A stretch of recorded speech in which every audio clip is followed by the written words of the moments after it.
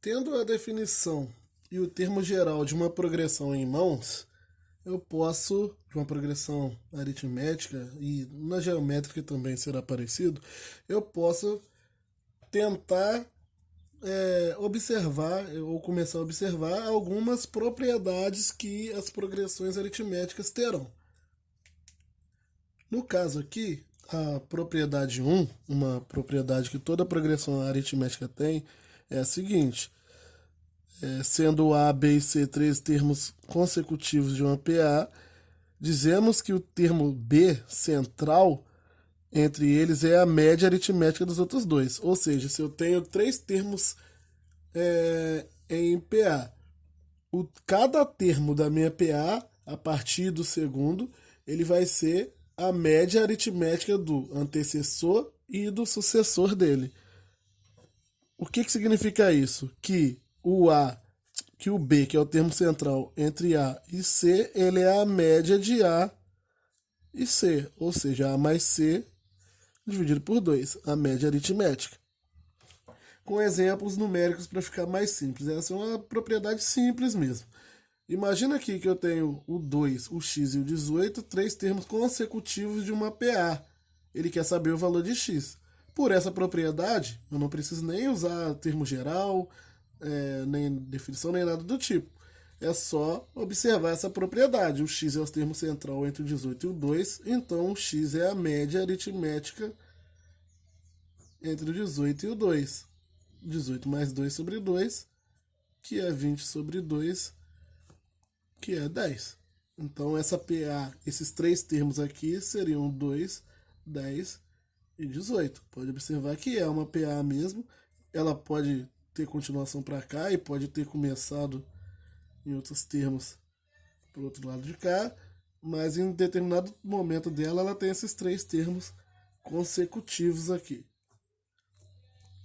A segunda propriedade importante das progressões aritméticas é a seguinte: numa PA finita, a soma de dois termos equidistantes dos extremos é igual à soma dos extremos. O que está dizendo essa propriedade? Se eu pegar o primeiro e o último termo, que são os extremos da PA, a soma está dando 20. Se eu for pegando termos equidistantes do primeiro e do último, ou seja, que estão à mesma distância do primeiro e do último, a soma também vai dar o mesmo valor que a soma dos dois extremos. No caso, 20 para essa PA aqui. Observe que 5 mais 15 é 20, 7 mais 13, 20, 9 mais 11, 20. Ou seja, a soma dos termos equidistantes dos extremos é igual à soma dos extremos. Do primeiro com o último é igual ao do segundo com o penúltimo, do terceiro com o antepenúltimo e por aí vai para qualquer PA. 3 mais 17 é igual a 5 mais 15, que é igual a 7 mais 13, que é igual a 9 mais 11, que todos são iguais a 20. Com essa ajuda dessa propriedade da anterior, nós podemos gerar uma fórmula que será muito utilizada nos problemas envolvendo PA, que é a fórmula do cálculo de soma de termos de uma PA. Eu tenho uma PA finita, no caso, né? Eu tenho uma PA finita e desejo saber qual é a soma dos termos dessa PA ou a soma de todos os termos até uma determinada posição. Eu sempre vou conseguir calcular essa soma seguindo a seguinte fórmula: A1 mais AN vezes N sobre 2. Por que acontece isso?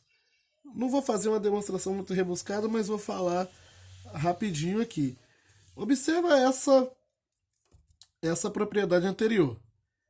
Se eu quisesse somar todos esses termos aqui, 3 mais 5 mais 7 mais 9 mais 11 mais 13, ao invés de somar valor por valor, seria muito mais simples, sabendo que essas somas, a soma dos extremos dá sempre o mesmo valor, que é dos termos equidistantes.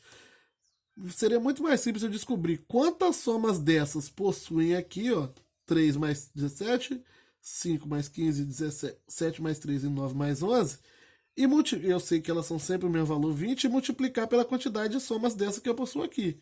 Que no caso vai ser 1, 2, 3, 4. 20 vezes 4. Porque está dando sempre o mesmo valor. É isso que está acontecendo aqui nessa fórmula. Ao invés de somar todos os termos da PA, basta eu pegar o primeiro e o último e multiplicar pela quantidade de vezes que essa soma aparece, que é n sobre 2, sendo que n é o número de termos da PA, n sobre 2 é metade dos números de termos da PA. Observa aqui, ó, 4, que é o que eu multipliquei aqui, 4 vezes 20, que é a quantidade de vezes que essa soma aparece, é a metade da quantidade de termos dessa PA.